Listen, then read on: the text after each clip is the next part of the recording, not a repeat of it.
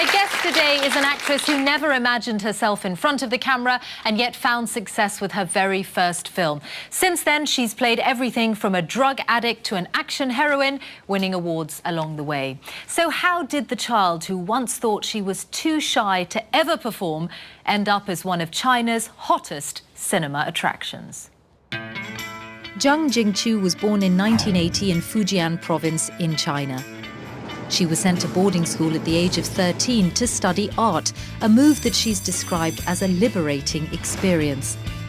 The teenage Jing Chu aspired to become a great painter, but after moving to Beijing, enrolled instead at the Central Academy of Drama to study directing.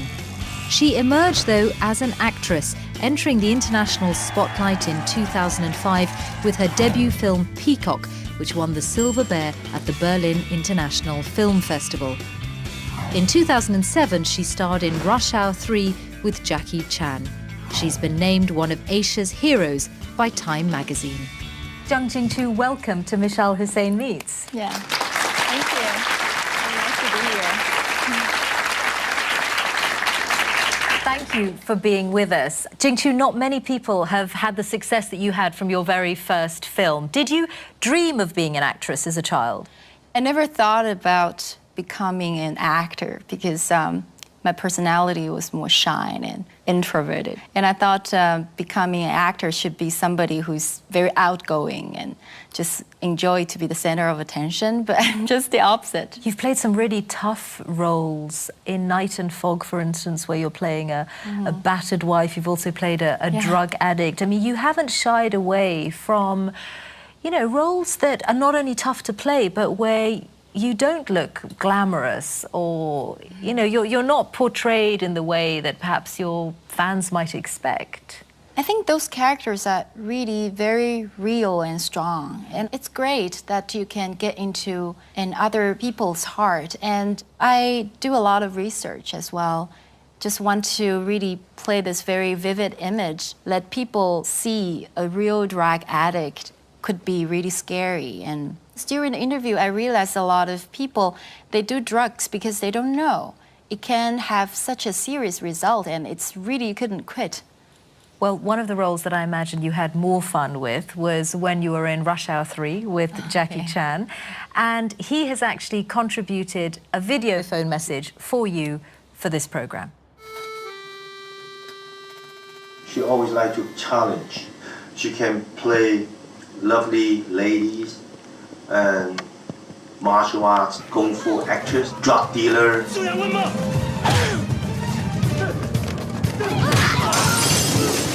Not like Jackie Chan, martial art, martial art, martial art, martial art. She's a martial art, singing, dancing, all kind of things. 烟里面是不是有东西啊？没有啊，我怎么会呢？你以后不要来找我了。我真的没有啊，你相信我啊，我不会害。你干什么？ In just very short time, few years, boom, she just success. And she really, really worked hard.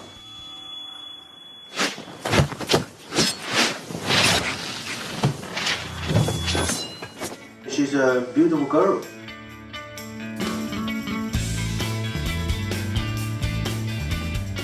Jing Chu, yes, I love her. I love you too, Jing Chu.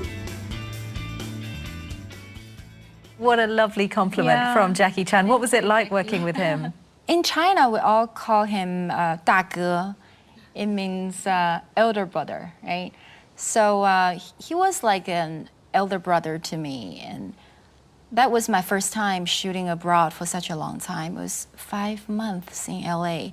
And then he would always invite me to his trailer to have lunch. And he had a great cook. And so, yeah, it was a great comfort. But he paid you the great compliment in not only noting the range of roles that you've done in your career, but also how hard you work. Is it as hard work today as when you began? I mean, do you really have to apply yourself to every role? Or is it getting easier the more experience you have? I think in acting, you always can try to improve more. And then there's so many approaches that you can try to find the infinite possibilities of the character. And That's why I took half a year off to go to New York and to study in T. Schreiber's studio. And then I just tried to find like different approaches and do a lot of like improvisations. And yeah, I try to maybe bring my acting to level with more surprises. Sometimes can surprise myself a little bit more. We'll talk more about some of the roles that you've done since in just a moment. But first we take a break on Michelle Hussein Meets, and we're back in a moment.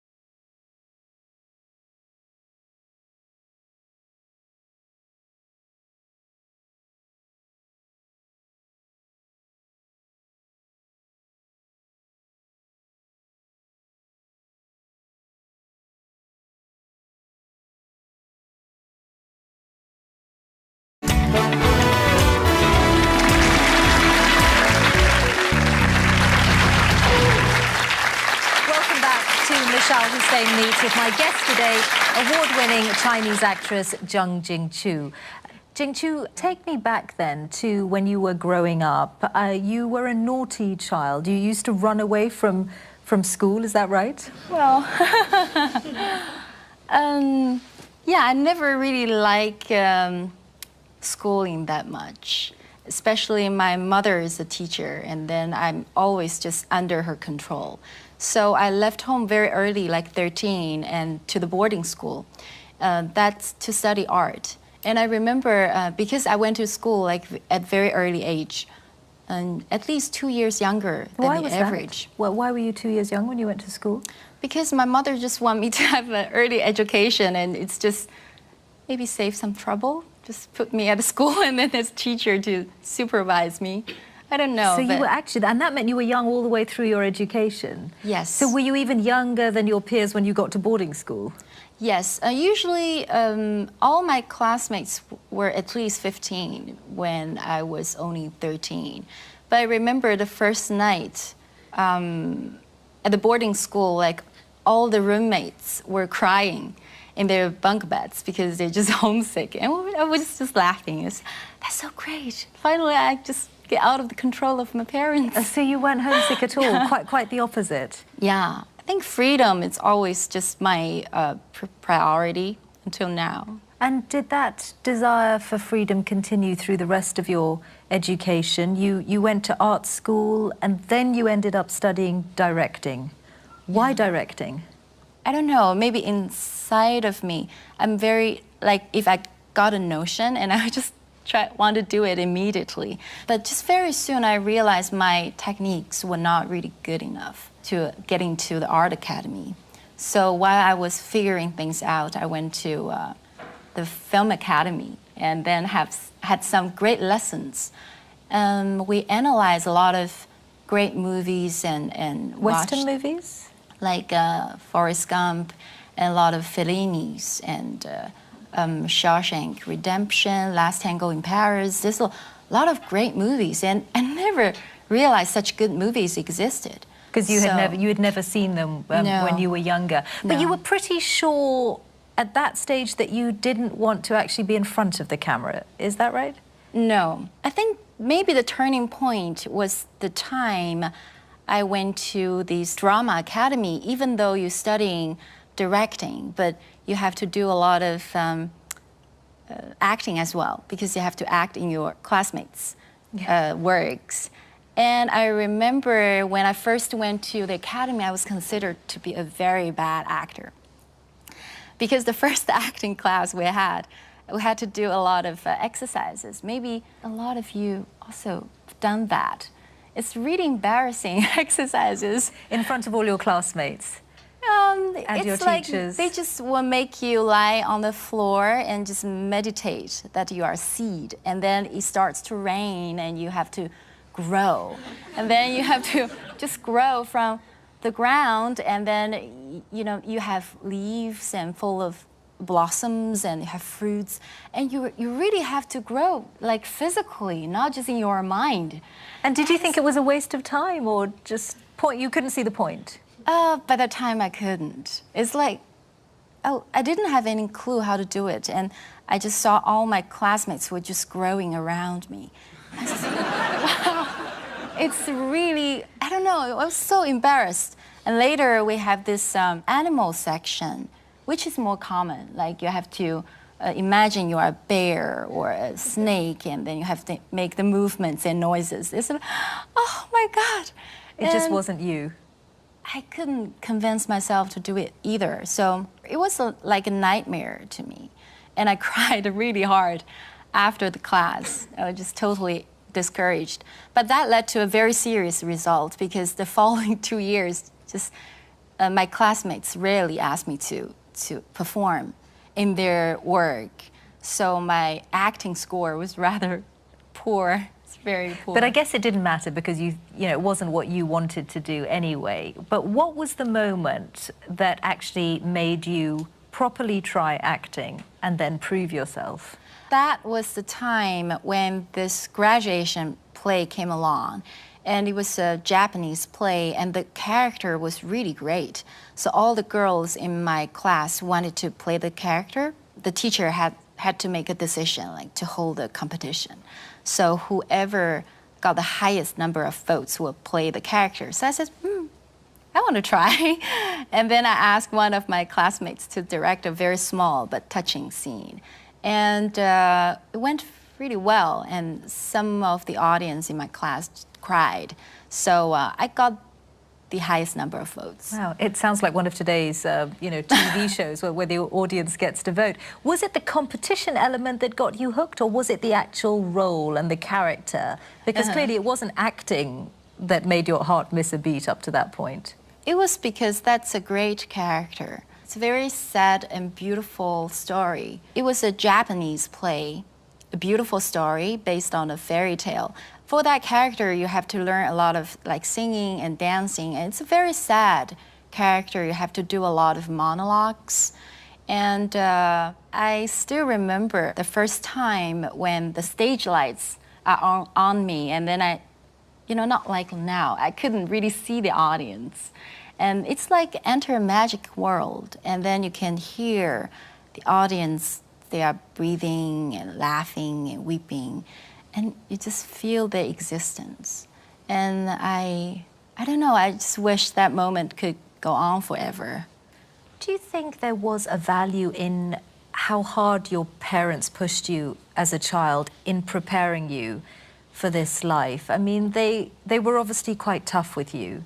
Yeah. Do you wish they hadn't been, or do you value what they put into it? I don't know, but if I ever have children, maybe I will not use the same way, because sometimes when I have to face a new challenge, I have to really conquer a lot of fears and those lack of confidence feeling inside me. But yeah, I do think maybe it's because of their way that I work so hard because I've never think I'm good enough. Did they never compliment you? Rarely. Until now, still, I don't know, they're just too shy to say it, maybe. They rarely, like, make compliments. But do you think if they hadn't pushed you, then you might not have ended up where you are today? Yes, because I'm never, like, overly proud, and I always can see there's shortcomings, or there's something I'm still needs to improve. Tell me about your own favorite roles, because for some of your roles, you had to work really hard in picking up new skills, learning musical instruments, learning to play ping pong. That was my first movie, Peacock, because that was a really tough competition. And after a few rounds of auditions, they kept me and other 2 girls for training before they made a final decision. So we had to learn a lot of things. Like in the morning, I would go to the accordion teacher, and at noon, I would go to the dialect coach. And in the afternoon, I will go to the ping pong training. So, did you enjoy learning new skills, though? Did you enjoy that challenge, or did you regard it as a hurdle that you had to overcome? It was a mixed feeling. On one hand, because I love ping pong and I love to, be able to play another instrument, but at the same time, it's also very stressful because you don't know if you are the final one to be picked or not. And I think that training went on for 2 months, from dawn till dusk, without pay. And then I would wake up in the middle of the night, like sweating and thinking, what if I couldn't get the part? It's a very strong character, idealist. I just totally in love with that character. Do you consider yourself a star?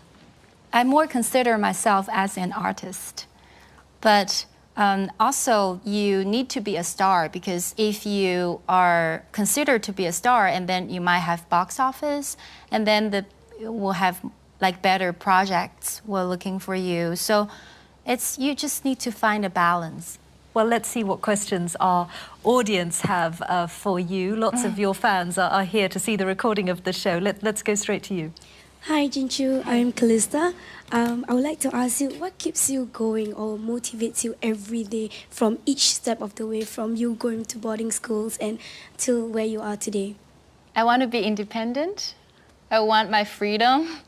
And then if you want that, maybe you really need to be strong, and like you have to be financially independent, and then you have to have an independent spirit as well. Also, you need to have like the dignity is also very important.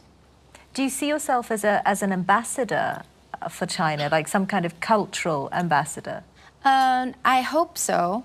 The things I enjoy the most is when I do like different productions from different countries, and then you can see how people see the same things differently, like how to express your feeling of love, or what's considered to be funny, like comedies. And it's great if you can exchange this kind of different ideas with them.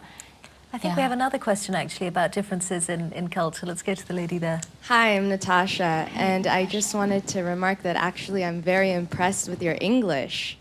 Thank you. Yeah. I would like to know what were the main differences working in the US and in China, and how was your experience working in the United States? When I work in Rush Hour 3, I should say the most impressive thing for me was the art direction, especially the ending scene. I was tied up on the very top of the Eiffel Tower outside of the restaurant. But we did really shoot in Paris for 10 days, and then we had to do the action sequence back in the soundstage in LA. So when I went into the set, I was totally amazed because it was so real. And then you can see they recreated the 360 view of Paris at night. And then you can see the streams of light flickering as the car drove down the street. And then I was staring at the Arc the Triumph, and I just got this urge. I want to just go down the tower and take a walk over there. So was that real? Yeah, it's really real. And I just standing there and I just staring at that. Okay, I want to just take a walk over there. It was great. So the standards were very high. What about action sequences and your roles in action movies? Do you enjoy all of that, really physical roles? I do, because I was a super kung fu fan. When I was little, like, I love kung fu movies and novels, and I was fascinated by how a kung fu master could fly and just alight on leaves and just run across the surface of the water. So I read this book when I was 7 or 8 years old, that described how a kung fu master was trained, to learn how to fly. They would dig a deep hole, and then they would tie these heavy sandbags to their legs, and then they just keep jumping. Until one day they could jump out of the hole. That means without sandbags, they could fly. So I was obsessed with this idea. So every Saturday when my mom was out for the weekly meeting, and I would just fill those my old school bags with books, and then tie them to my legs and keep jumping, until that kept up for 2 months, until the neighbors complained to my mom, and my kung fu dream was cut short. Yeah, that's almost like an acting class of your own, and developing your whole new way of training. Yes. Let's go to a question right here. Hi, my name is Lucy. I'm also from China. I lived in Beijing before, and I just want to ask you, after watching all of your movies, I just want to know, which role is actually closest to you yourself? I think maybe every character has a part of me. And sometimes maybe it's just hidden inside me. And I really enjoy those, like Peacock. I think her spirit is very close to me, like a dreamer and just love freedom. Let's go to a question right here. Hi, my name is Honey. I'm a media lecturer as well as a short film producer and director. You studied directing and you became an actress. Can I know if in the future, would you like to actually be a director someday? Thank you. I don't have exact plan yet. I think maybe one day when I have something to say, and I really think acting is not enough to express my feelings or thoughts. Maybe, yeah. Thank you. Thank you. Well, Jing Chu, I wish you every success with your future work, and I hope you always find the roles that really speak to you. Thank you for joining me on the programme. And thank you for watching. Next time on Michelle Hussein Meets, the only female CEO in Formula One, Manisha Kaltenborn. Goodbye. Find out more on the BBC website, bbc.com/Michelle Hussein Meets.